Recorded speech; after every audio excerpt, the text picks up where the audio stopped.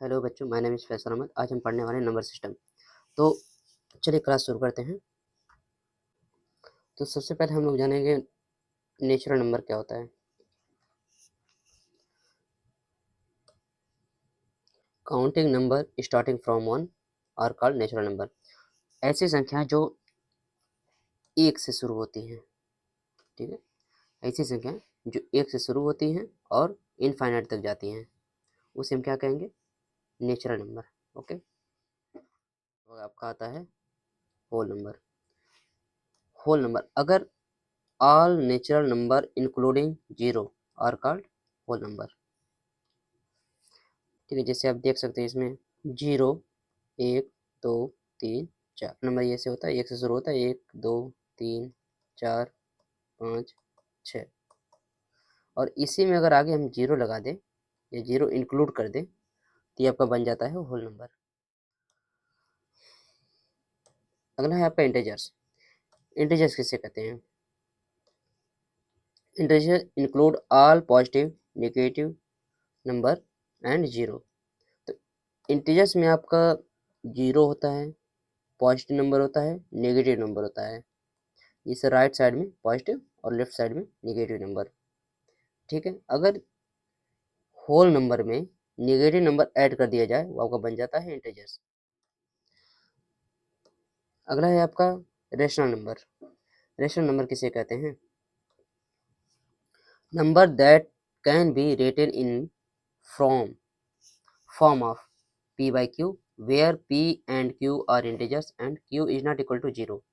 जैसे आपका जो नंबर होगा p by q के रूप में होगा, और जहाँ पर q is not equal to 0, यानी नीचे वाली संख्या जो आपका डिनोमिनेटर होती है उसको हम 0 नहीं कर सकते। अगर 0 हो गया तो आपका रेशनल बनेगा ही नहीं। ठीक है, अब इसमें आपके एग्जाम्पल में आता है 1/2, -3/4, 5, 0। जैसे 5 को हम कैसे कह सकते हैं? 5/1 लिख सकते हैं हम लोग, 0/1 लिख सकते हैं। p by q के रूप में ये हो गया है। ठीक है, ये भी है आपका।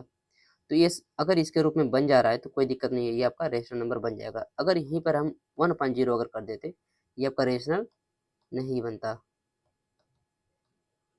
ठीक है, तो 1/0 यानी डिनोमिनेटर में आपका 0 नहीं हो सकता। ठीक है, चलिए आगे बढ़ते हैं हम लोग। अगला है आपका इरेशनल नंबर। इरेशनल नंबर किसे हम कहते हैं? Number that can not be written as fraction are called irrational number. तो वो सभी संख्याएं जो रेशनल के रूप में होती नहीं है उसे हम कहेंगे इरेशनल नंबर। यानी फ्रैक्शन के रूप में अगर हम नहीं लिख सकते अलग से किसी नंबर को, यानी p by q के रूप में ना हो बस। ठीक है, इस रूप में नहीं होना चाहिए p by q के रूप में। तो आपको वो सारी संख्या कौन सी हो जाएंगी?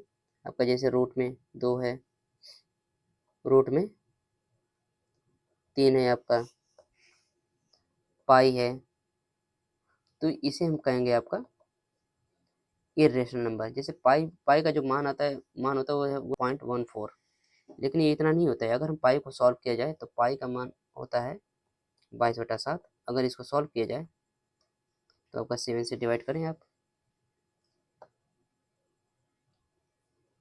तो अगर हम 7 से डिवाइड करेंगे, 7 3 21, यहाँ पर बचेगा 1।